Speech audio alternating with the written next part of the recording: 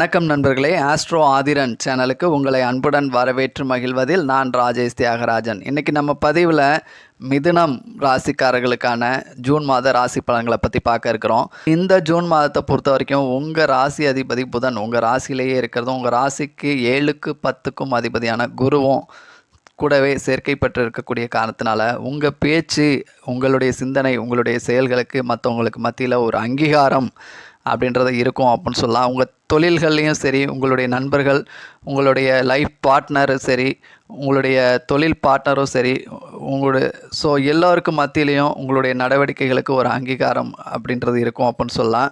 உங்கள் ராசிக்கு 3ஆம் இடத்து அதிபதியான சூரியன் உங்கள் ராசிக்கு 12ஆம் இடத்துல இருக்கார்.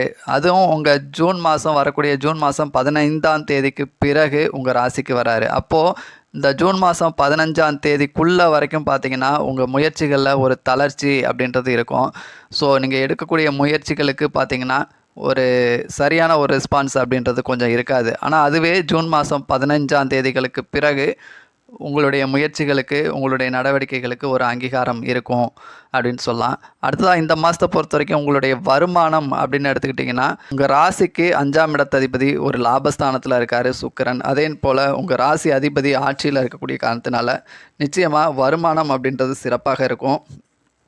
ஸோ நிர்வாகம், அதிகாரம் சார்ந்த பதவிகளில் பணிபுரிகிறவங்களுக்கும் சரி, ஓன் பிஸ்னஸ் பண்ணுறவங்களுக்கும் சரி, இந்த மாதத்தை பொறுத்த வரைக்கும் ரொம்பவே சிறப்பாக இருக்குது அப்படின்னு சொல்லலாம். ஆனால் இந்த மாதத்தில் என்ன தான் உங்கள் வருமானம் சிறப்பாக இருந்தாலும் இன்னொரு பக்கம் உங்களுக்கு வரவுக்கு மீறிய ஒரு செலவும் தயாராக இருக்கும் அப்படின்னு சொல்லலாம். ஏன்னா உங்கள் ராசிக்கு 9ஆம் இடத்துல சனி, ராகு ஒரு சேர்க்கை இருக்கக்கூடிய காரணத்தினால ஒரு சுப விரயங்கள் இந்த மாதத்தில் கொஞ்சம் அதிகமாக இருக்கும். குடும்பத்தில் ஒரு கோவில் காரியங்களாக இருக்கலாம், ஒரு புண்ணிய காரியங்களாக இருக்கலாம், ஒரு சுப காரியமாக இருக்கலாம். ஸோ ஏதோ ஒரு விதத்தில் ஒரு சுப காரியங்களுக்கு, ஒரு சுப விரயங்களுக்கு இந்த மாதத்தில் வாய்ப்புகள் இருக்குது அப்படின்னு சொல்லலாம்.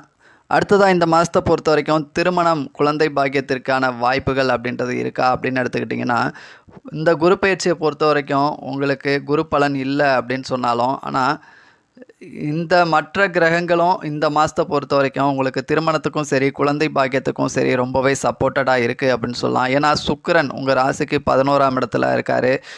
ஸோ உங்கள் ராசிக்கு 5ஆம் இடத்தை பார்க்குறாரு. அதே மாதிரி உங்கள் ராசிக்கு செவ்வாய், களத்திரக்கார கிரகமான செவ்வாய் வீரியஸ்தானத்தில் இருக்கக்கூடிய காரணத்தினால வீரியம் அப்படின்றதும் சிறப்பாக இருக்குது. தைரியம் அப்படின்றது உங்களுக்குள்ள ஒரு கட்ஸு, ஸ்ட்ரகிள் எதாக இருந்தாலும் பார்த்துக்கலாம் அப்படின்ற ஒரு தைரியம் அப்படின்றதும் சிறப்பாக இருக்கும் அப்படின்னு சொல்லலாம்.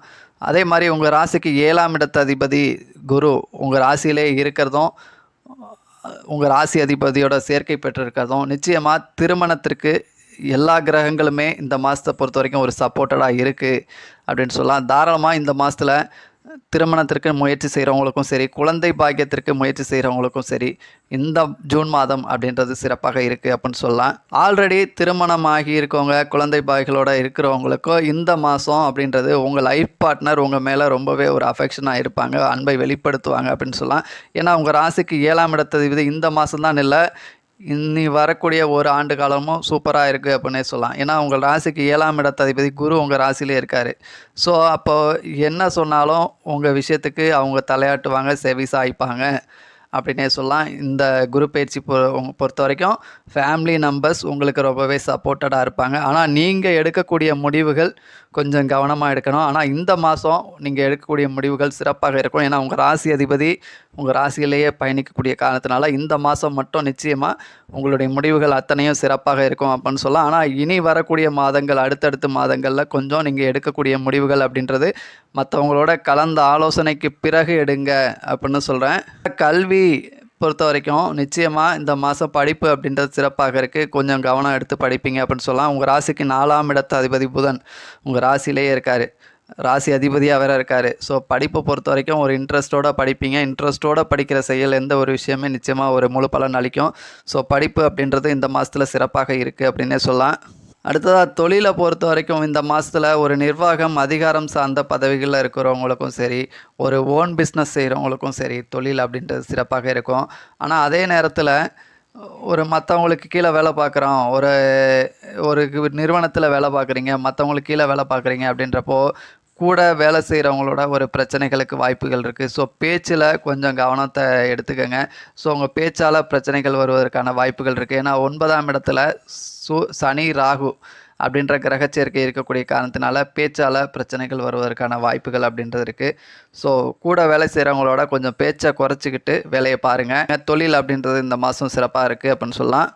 அடுத்ததாக இந்த மிதுன ராசிக்காரர்களை பொறுத்த வரைக்கும் மிருக சீரிஷ நட்சத்திரம் 3, 4ஆம் பாதத்தில் பிறந்தவங்க, திருவாதிரை நட்சத்திரத்தில் பிறந்தவங்க, புனர்பூஷ நட்சத்திரம் 1, 2, 3ஆம் பாதத்தில் பிறந்தவங்க இந்த ராசிக்காரர்களாக இருப்பீங்க. அதில் இந்த மிருக சீரிஷ நட்சத்திரக்காரர்களை பொறுத்த வரைக்கும் உங்களுக்குள்ளே இந்த மாதம் ஒரு தைரியம், ஒரு தன்னம்பிக்கை அப்படின்றது, ஒரு செல்ஃப் கான்ஃபிடன்ஸ் அப்படின்றது அதிகமாகவே இருக்கும் அப்படின்னு சொல்லலாம். நிச்சயமாக ஒரு தைரியத்தோட எந்த ஒரு முயற்சிகளும் ஈடுபடுங்க.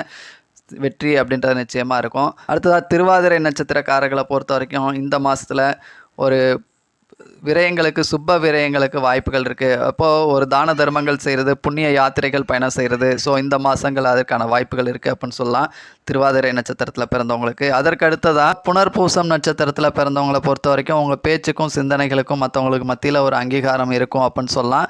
ஆனால் அதே நேரத்தில் இந்த புனர்பூசம் நட்சத்திரத்தில் 2, 3ஆம் பாதத்தில் பிறந்தவர்களுக்கு மட்டும் கொஞ்சம் ஒருவித பிரச்சனைகளுக்கு வாய்ப்புகள் இருக்குது. ஒருவித ஸ்ட்ரெஸ்ஸில் இருப்பீங்க. ஒருவித வண்டி வாகனங்களில் ஒரு கவனம் தேவை. முன்கோபம், பிடிவாதத்தை கொஞ்சம் குறைச்சிக்கங்க.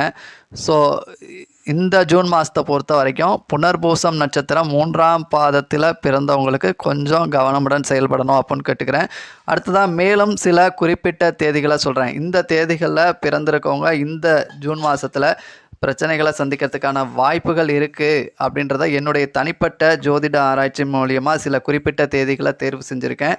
ஸோ ஜனவரி மாதம் 11, 12ஆம் தேதி, மார்ச் மாதம் 11, 12ஆம் தேதி, மே மாதம் 11, 12ஆம் தேதி, ஜூலை மாதம் 13, 14ஆம் தேதி, செப்டம்பர் மாதம் 14, 15ஆம் தேதி, நவம்பர் மாதம் 13, 14ஆம் தேதி.